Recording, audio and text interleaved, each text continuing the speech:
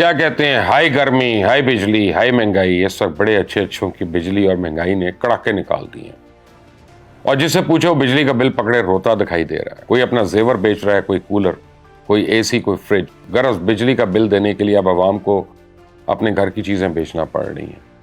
میں اتنا جانتا ہوں کہ ملک ڈوب رہا ہے اور گاڑی ہاتھ سے چھوٹ رہی ہے۔ غریب زندہ رہنے کی جستجو میں ہے، بجلی کے بل دیکھو۔ ملک میں درجنوں افراد ہارٹ اٹیک کا نشانہ بن چکے ہیں۔ روزنامہ ایکسپریس کے مطابق کراچی میں شدید لوڈ شیڈنگ پر نہ صرف احتجاجی مظاہرے ہو رہے ہیں بلکہ جہانگیر روڈ پٹیل پاڑا کا رہائشی نوکری پیشہ تاج محمد، اس کو لوڈ شیڈنگ کے باعث رات 3 بجے دل کا دورہ پڑا، جس سے وہ انتقال کر گیا، جو اپنے گھر کا واحد کفیل تھا، کرائے کے گھر میں رہتا تھا۔ لیکن حکومت نے بے حس ہو کے کل پھر بجلی بم گرا دیا، اور میں آپ کو بتاؤں یہ ایک لاوا پک رہا ہے اور آتش فشاں یہ کسی وقت بھی پھٹ سکتا ہے۔ اس وقت عوام کو سمجھ نہیں آ رہی ہے کہ احتجاج کہاں اور کس کے خلاف کرنا ہے۔ ابھی تو صرف بجلی کے دفاتر کے باہر دھاوے بولے جا رہے ہیں، لائن مین سمیت ایس ڈی اوز کو کٹا جا رہا ہے، پر یوں ہی اگر اشرافیہ عوام کا معاشی قتل کرتی رہی تو کچھ بعید نہیں ہے کہ سری لنکا یا حالیہ کینیا جیسے احتجاج پاکستان میں شروع ہو جائے، کیونکہ صورتحال یہ ہے کہ بجلی کا فی یونٹ بنیادی ٹیرف 48 روپے 84 پیسے مقرر ہو گیا۔ اس پہ 18% سیلز ٹیکس ڈالیں تو 57 روپے اور ایڈجسٹمنٹ کے بعد فی یونٹ 65 روپے کا ہو جائے گا۔ اب اتنی مہنگی بجلی سے اشرافیہ کو تو کوئی فرق نہیں پڑتا، ان کے بجلی، گیس، پیٹرول، علاج، گھومنے پھرنے کے تمام خرچے تو عوام کی جیب سے نکالنے ہیں، ان کے ٹیکسوں سے ادا کیے جاتے ہیں نا، اور عوام نے اب یا تو مر جانا ہے یا پھر اپنا رخ اس اشرافیہ کی طرف کر لینا ہے۔ ویسے تو دنیا بھر کے ممالک کے اشرافیہ بے رحم ہوتی ہے، لیکن پاکستانی اشرافیہ کمینگی کے کسی اعلیٰ ترین درجے پہ فائز ہے۔ اب تو میرے جیسوں کے گھر بھی اے سی چلتا ہے تو پسینہ خشک ہونے کی بجائے مزید پسینے آ جاتے ہیں، ساتھ ہی دل کی دھڑکنیں بھی تیز ہو جاتی ہیں۔ ملک کے غریبوں کی خبریں تو میڈیا پر آتی ہی نہیں، مگر اداکارہ نشو بیگم ہی اپنے بجلی کے بل پہ سخت سیکھ پائے، جن کا 1 مہینے کا 1 لاکھ روپے کا بجلی کا بل آیا۔ نشو بیگم، آپ کو نہیں پتا میرا کتنا آیا، اور ظلم اس بات کا ہے کہ کل بجلی کا بل آیا اور اس پہ 3 دن پہلے جو ہے وہ لاسٹ ڈیٹ ہے، یعنی 2 تاریخ اس کی لاسٹ ڈیٹ ہے، مجھے ریسیو 4 تاریخ کو ہوا ہے۔ اب آپ سوچیں یہ کون کر رہا ہے، کیا کر رہا ہے؟ مشہور اداکار راشد محمود نے تو اپنے بجلی کا بل دیکھ کے اللہ سے موت مانگ لی اور کہا ہے کہ اگر حکمران ہمیں کچھ نہیں دے سکتے تو ہم سے ہماری زندگیاں کیوں چھین رہے ہیں۔ سوچے بجلی کے بلوں کے باعث یہ مشہور لوگ بھی بل بلا اٹھے ہیں، کروڑوں غریب جن کی میڈیا میں خبریں نہیں آتی ان کا کیا حال ہوگا، سوچ کر رونگٹے کھڑے ہو جاتے ہیں۔ اسی تو میں تو میڈیا پر حیران ہوں کہ سب کے سب فلاسفر بنے ہوئے ہیں، سیاست کی ماں بہنیں کر رہے ہیں، حالانکہ اصل ایشو یہ ہے کہ اس پہ بات کی جائے۔ حکومت سمیت آئی پی پیز اور وزیر خزانہ کو آڑے ہاتھوں لینا چاہیے، ان کے کپڑے اتارنے چاہیے، ٹیلی ویژن کی حد تک۔ بہرحال میں کہہ رہا ہوں، رپورٹر سمیت اینکرز کو چوک چوراہوں میں جا کر عوام کے دکھ درد اور تکالیف کو اقتدار کی کرسی پہ بیٹھے ہوئے لوگوں تک پہنچنا چاہیے۔ ہمارا دل روتا ہے کہ جب کل میں نے بھارت کی سڑکوں پہ ورلڈ کپ جیتنے پہ جشن اور پاکستان میں عوام کو پیٹرول پمپس کے باہر لائنوں میں لگے ہوئے دھکے کھاتے ہوئے دیکھا۔ وزیر خزانہ محمد اورنگزیب نے بڑے آرام سے کہہ دیا کہ حکومت نے پیٹرولیم لیوی تو ابھی نہیں لگائی ہے، مطلب لگائی ضرور جائے گی۔ لیوی نہ لگانے کے باوجود حکومت نے 1 جولائی سے مہنگائی کے ستائے عوام پر پیٹرول پمپ گرانے سے گریز نہیں کیا، اور پیٹرول 7.5 روپے، ڈیزل 9.5 روپے اور مٹی کے تیل کی قیمت میں 10 روپے اضافہ ہو گیا۔ تو آپ دیکھیں وزیر خزانہ خود تسلیم کرتے ہیں کہ نئے ٹیکسز سے لوگ دباؤ میں ہیں، پر کرتے کچھ بھی نہیں ہے۔ وزیر خزانہ محمد اورنگزیب کو چاہیے کہ قوم کو یہ بتائیں کہ جس شدت کے ساتھ ٹیکس لینے کی بات کر رہے ہیں، اس کے جواب میں ٹیکس ادا کرنے والوں کو دے کیا رہے ہیں؟ کیا وزیر خزانہ قوم کو بتائیں گے کہ مخصوص شعبوں کو ٹیکس میں رعایت دینے سے خزانے پہ بڑھنے والا بوجھ یہ کون اٹھائے گا؟ کیا وزیر خزانہ قوم کو بتا سکتے ہیں کہ حکومت نے اپنے اخراجات کیوں کم نہیں کیے ہیں؟ کیوں اربوں کے فنڈز اراکین قومی صوبائی اسمبلیوں کو جاری ہوں گے؟ کیا خون پسینے کی کمائی ٹیکس میں اس لیے جمع کروائی جائے گی کہ وفاقی اور صوبائی وزراء اور اراکین اسمبلی اپنا سیاسی مستقبل محفوظ بنا سکیں؟ کیا یہ تنخواہ دار طبقے پر حکومتی ظلم نہیں ہے؟ جو ٹیکس دیتا نہیں ہے، حکومت میں اسے ٹیکس لینے کی طاقت نہیں ہے، اور جو ٹیکس دیتے ہیں ان پہ مزید بوجھ کے سوا حکومت کے پاس کوئی پلان نہیں ہے، تو پھر یہ نظام حکومت کس طرح کا ہے؟ کیا یہ عوام کے لیے ہے یا پھر یہ مخصوص طبقے کے مفادات کو تحفظ دینے کے لیے؟ حقیقت میں لوگ ٹیکسز کے بھاری بوجھ تلے دبے ہوئے ہیں اور حکومت ان پہ ٹیکسز کا مزید دباؤ بڑھاتی جا رہی ہے۔ دیگر حکومتی ٹیکسوں کے برعکس بجلی کے بلوں پر ہی 14 ٹیکسز حکومت پہلی وصول کر رہی ہے ایک بل کے اوپر۔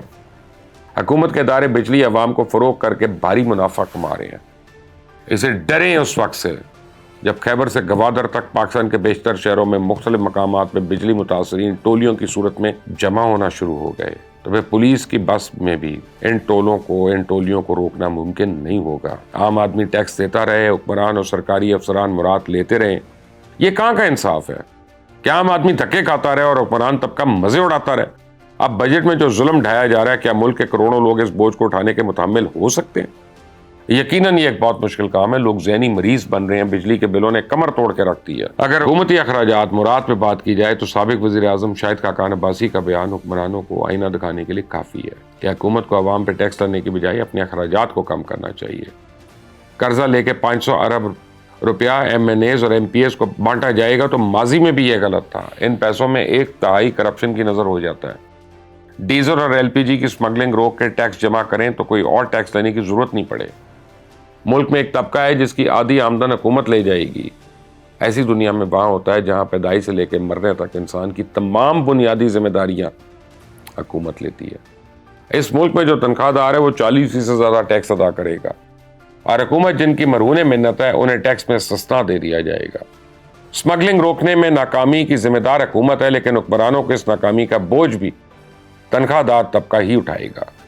حکومت مختلف اشیاء یا مصنوعات کی نہ تو سمگلنگ روک سکتی ہے، نہ ہی ٹیکس وصول کر سکتی ہے، پھر اس کا بوجھ تنخواہ دار طبقے پہ کیوں ڈالا جا رہا ہے؟ IMF کو برا بھلا کہنا تو آسان ہے، وزیر دفاع بھی اس کے اوپر الزام ڈال رہے ہیں۔ وزیر اعظم اسمبلی میں کھڑے ہو کے بجٹ میں IMF کی مداخلت کا اعتراف کر رہے ہیں۔ قوم کو وزیر اعظم کے اعترافی بیان اور وفاقی وزراء کے عالمی مالیاتی اداروں پہ الزامات سے کچھ لینا دینا نہیں ہے، کیونکہ اس سے پہلے بھی جب کسی حکومت نے مشکل فیصلے کرنا ہوتے تھے تو IMF کو ولن کے روپ میں سامنے پیش کر دیا جاتا ہے، بتایا جاتا ہے کیونکہ ہم نے IMF سے مزید قرض لینا، لیکن ہمیں تمام جائز اور ناجائز مطالبات کو تسلیم کرنا پڑے گا۔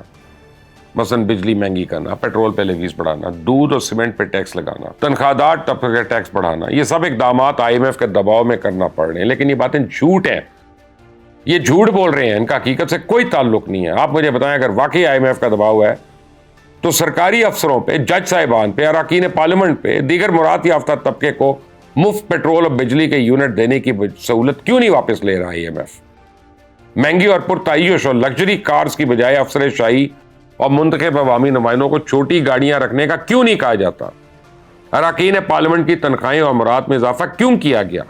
حکومت اپنے ٹھاٹ باٹ کیوں نہیں کم کرتی ہے؟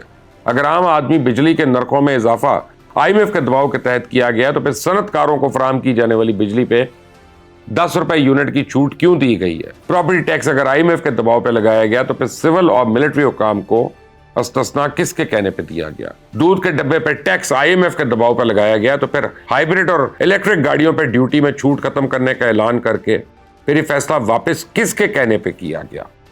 کیا کوئی لوور مڈل کلاس کا شخص کروڑوں روپے کی ہائیبریڈ یا الیکٹرک گاڑی خرید سکتا ہے؟